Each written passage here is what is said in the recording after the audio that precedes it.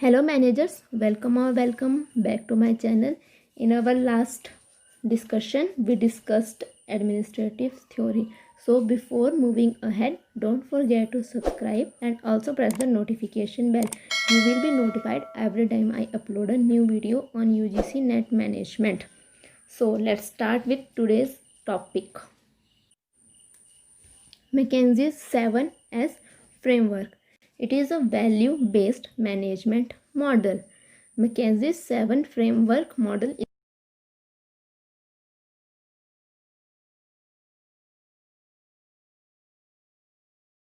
is Waterman and Peter, who also developed the MBVA management by walking around and authored In Search of Excellence. This was a strategic vision for groups to include business unit, and teams.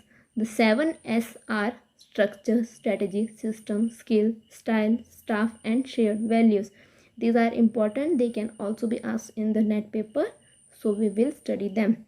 The first three elements, strategy, structure, and system, are called hard elements, are easier to define and identify and management can directly influence them. They can be directly influenced. These are strategy statements, organization chart and reporting lines, and formal processes and IT systems. S1 is strategy, plan for the allocation of firm's scarce resources to reach identified goal in time. S2 structure, the way the organization units relate to each other, centralized functional divisions, top down, decentralization, large holdings, matrix, networks. Structure can be centralized, functional divisional, decentralized, or matrix or network. S3 system, procedures, processes, and routines that characterize how work is to be done, financial systems, hiring procedures, informational system, and performance appraisal, any kind of system. Soft elements can be more difficult to describe. The main difference between hard and elements and soft elements: hard elements are easy to identify, soft elements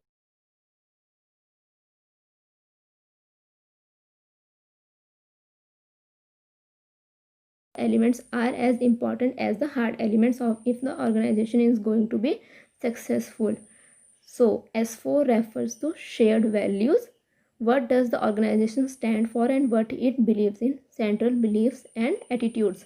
Staff, numbers and types of personnel within the organization. Style, cultural style of organization and how key managers behave in achieving goals. Skill, distinctive capability of personnel and of organization as a whole.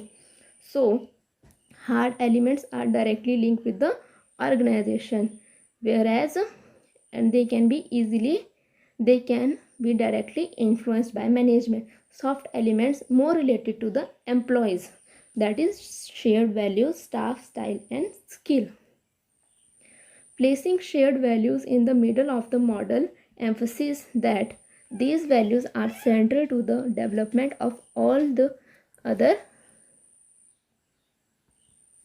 critical elements. The company's structure, strategy, system, style, staff, and skills all stem from why the organization was originally created and what it stands for. The original vision of the company was formed from the value of the creators. When it comes to asking the right question,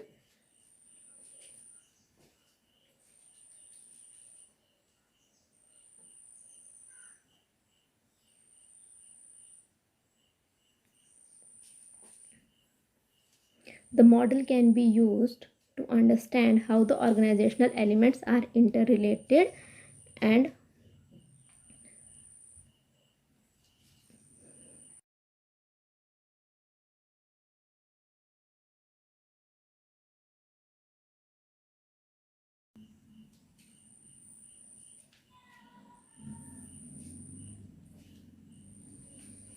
this model is used to maintain alignment and improve performance during the change. whatever the change be: restructuring, new processes, organizational merger, new systems, leadership, and so on. The next theory of classical theory is bureaucracy theory.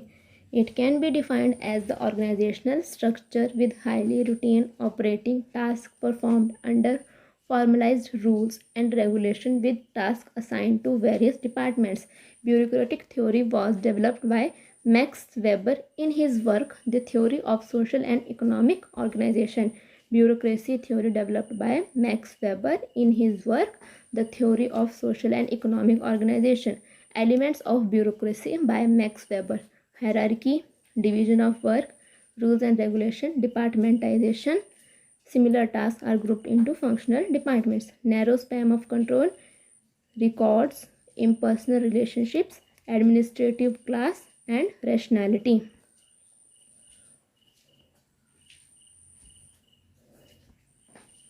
Neoclassical theories. Scientific theory analyzed activities of worker, whereas administrative and bureaucratic theory focused on the activities of manager. Both theories forget the importance of individuals as well as group relationship. The scientific theories analyzed activities of worker, whereas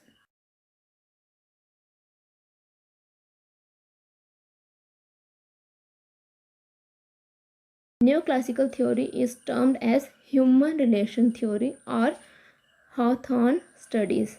These studies discovered that the real cause of human behavior was somewhat more than mere physiological variables. Since behavioral approach or human relation approach has suggested only modification in the basic postulates of classical theory, it is referred to as neoclassical theories. Neoclassical theories are modification to the classical theories. So, Hawthorne effect. Studies on human behavior in work situations were conducted at the Western Electrical Company Hawthorne plant near Chicago. The outcome of the study was that possibility that selected individuals for a study may improve their performance, not because of improved physical condition. It is because of the added attention they receive from the researchers. Feeling of group pride stimulated, which increases the sense of belongingness and job satisfaction. Bank wiring room experiment of Hawthorne. 14 male workers were formed into a small group and intensively observed for 7 months in a bank wiring room. The employees in the room were paid not only on the basis of their individual performance but incentives based on the group performance. The researcher found that the group has established its own standards of output, work group norms, sentiments. These had a greater impact on individual behavior than did the economic incentive offered by the management. Alton Mayo conducted Hawthorne experiment, who conducted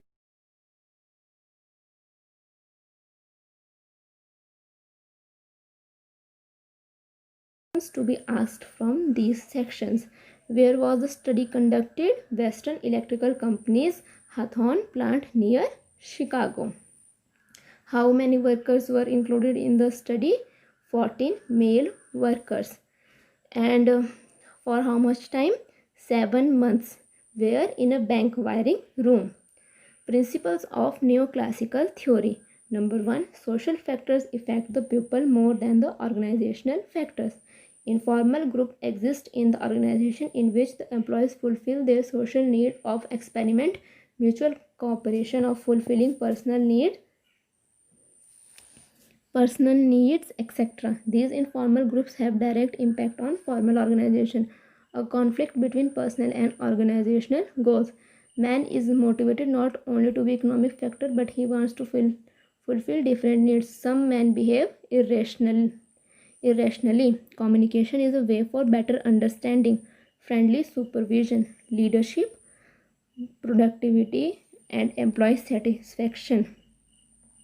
The neoclassical theory attempted creation of a workforce with high morale by using democratic means. What was used? In neoclassical theory, democratic means the focus was on people, incentive, democratization of work, place, and social interactions. It believes that man is social animal. The classical theory emphasis on order, rationality, structure, rule, division of work, economic tool, etc. It believes that man is economic animal. Neoclassical theory believes that man is social animal, whereas classical theory believes that man is economic animal. Impact of neoclassical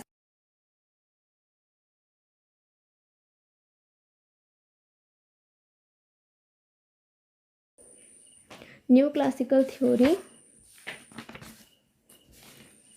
Neoclassical theory suggests flat structure in comparison to tall structure as proposed in classical theory. Flat structure with wide span of control is more than suitable for motivating employees. In this structure, communication chain is shorter, which makes the pupil to feel more autonomy and developed independent spirit. Decentralization is another feature of neoclassical theory.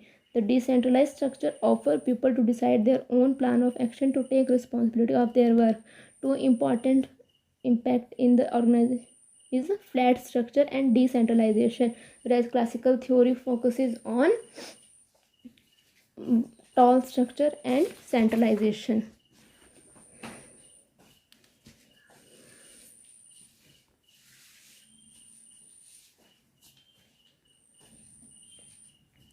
A distinct feature of neoclassical theory is the informal organization. Formal organization structure represents a hierarchy with set rules to follow during interaction among people, which is in classical theory. The informal organization is created because of the limitation of formal organization to fulfill the members' need, particularly to psychological needs. Modern organization theory. Modern organization theory is the recent origin developed in early 1950s, which combines various features of classical and behavioral models to evolve a systematic view applicable in today's period. Modern theory studies the organization as an open system having subparts interaction with each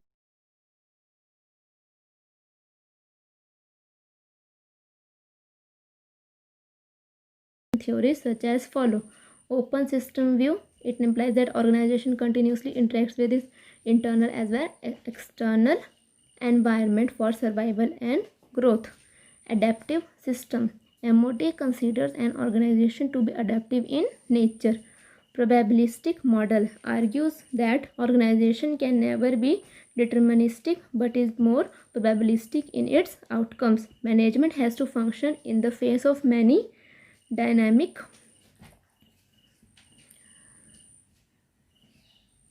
variables, and there cannot be absolute predictability of these variables. Suppose if we forecast something based on current situation, it may not be necessary that forecasted result would be achieved. This is due to the fact that current situation may not remain the same in future also. Dynamic multivariables. MOT takes into account many variables which are ever changing in nature. Dynamic means ever changing, multivariables means different variables. Modern organization theory can be understood by learning two approaches: system approach and contingency approach. Let's start with system approach.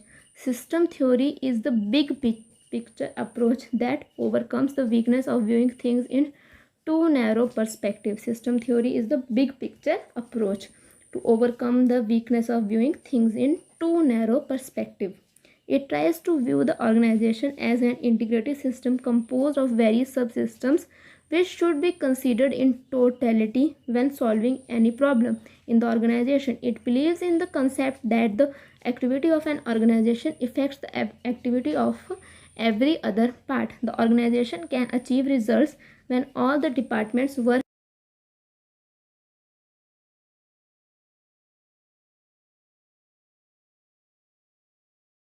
Subsystem of an organization. The parts that make up the whole of a system are called subsystem. The parts that makes whole of an organization, whole of a system, are called subsystems. Subsystems are parts of system.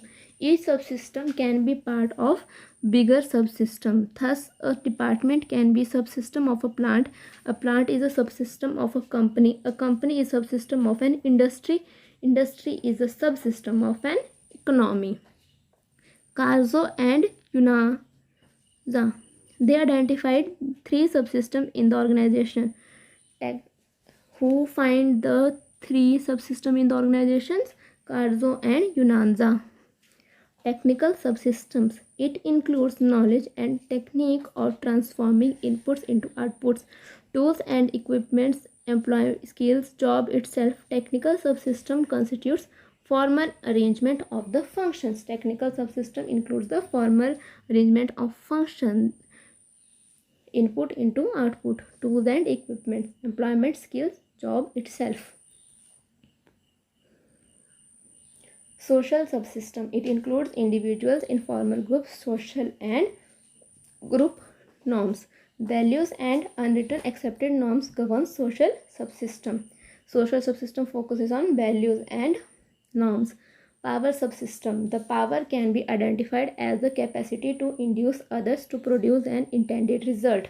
Through the presentation of force, people in the organization use power for official authority, location, job importance, experience, and tenure. As such, formal structure plays a significant role in power distribution in the organization.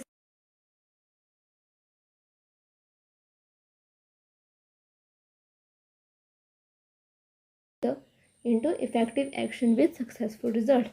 Feature of system approach. A system is made of several subsystems.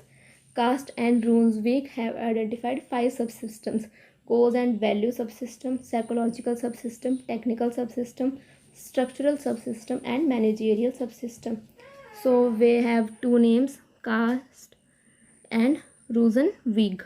In earlier we have Carzo and Yunanza. They identified 3 subsystems which were technical, social, and power. They identified 5 which were goals and value, psychological, technical, structural, and managerial. The actual behavior pattern in an organization is determined by the interaction of these subsystems. This is also known as emergent behavior. There should be synergy between subsystems. An organization can be a closed system or open system. Each system has a boundary.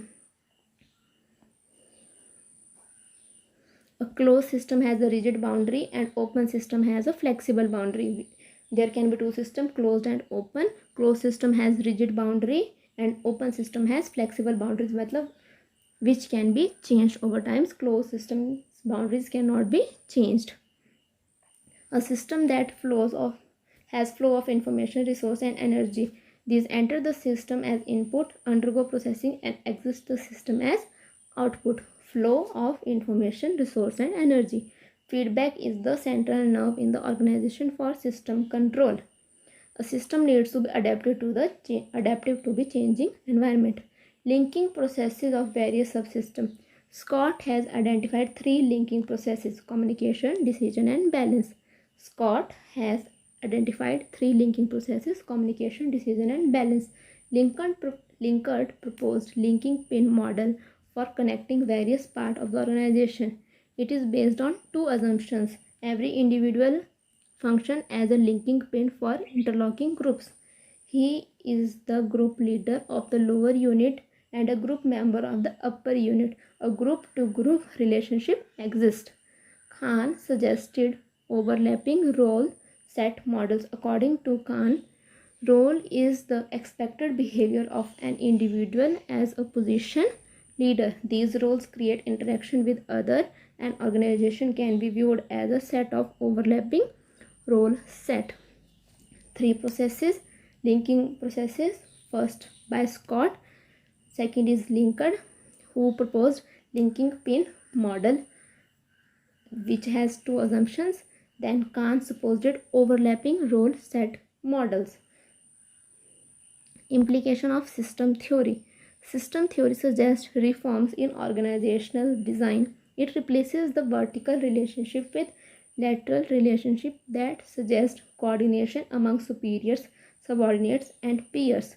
This theory suggests new structural models like project organization, matrix organization, and free form of organization. This theory suggests new structural models like project, matrix, and free form. Cybernetic is another crucial aspect of system theory. It integrates the linking processes of both communication and control under self-regulatory systems. Contingency or situational approach. Contingency or situational approach. Contingency theory is based on the premise that situation dictate managerial actions. Different situations call for different approaches. The choice of a particular method of managing largely dependent on the nature of the job, the people involved, and the situation.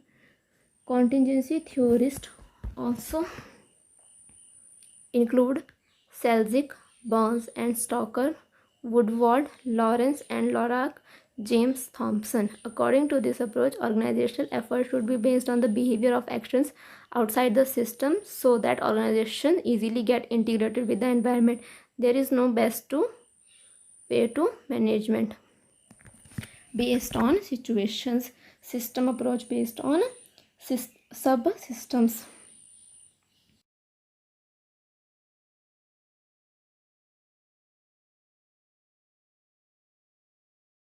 Banzi highlights two important features of contingency approach.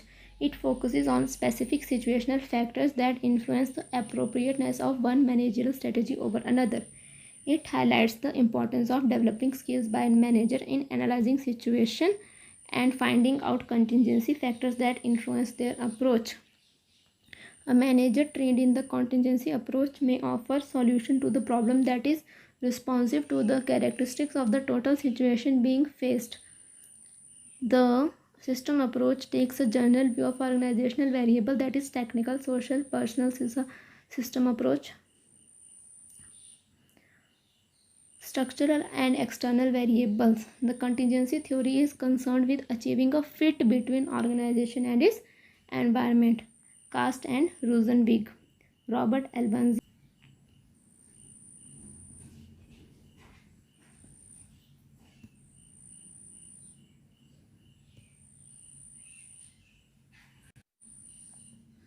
Cast and Rosenwig have rightly said that contingency theory falls somewhere between simplistic specific principles and complex vague notions. Contingency theory provides the best solution to all other theories, as termed by Professor Coons as management theory jungle. Termed by Professor Coons as management theory jungle. Simplistic specific principles are related to classical theory, whereas complex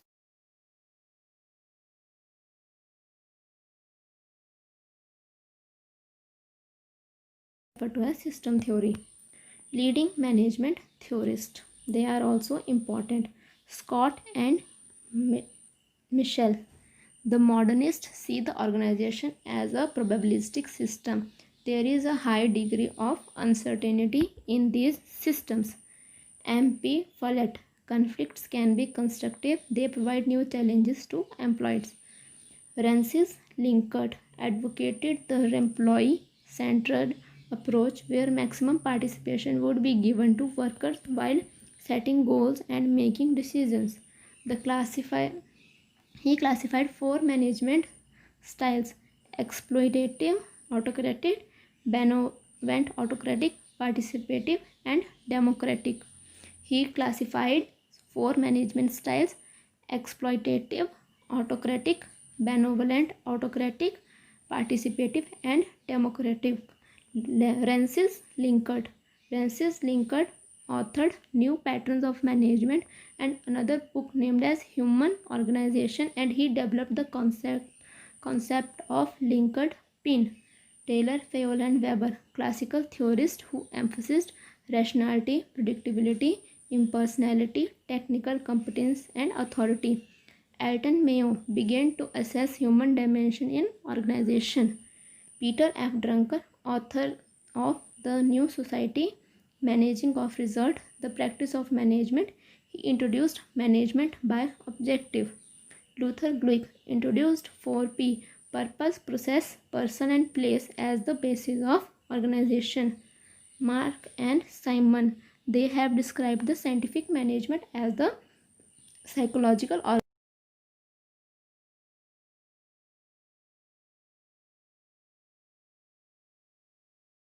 grapevine is valuable as a barometer of public opinion in the organization.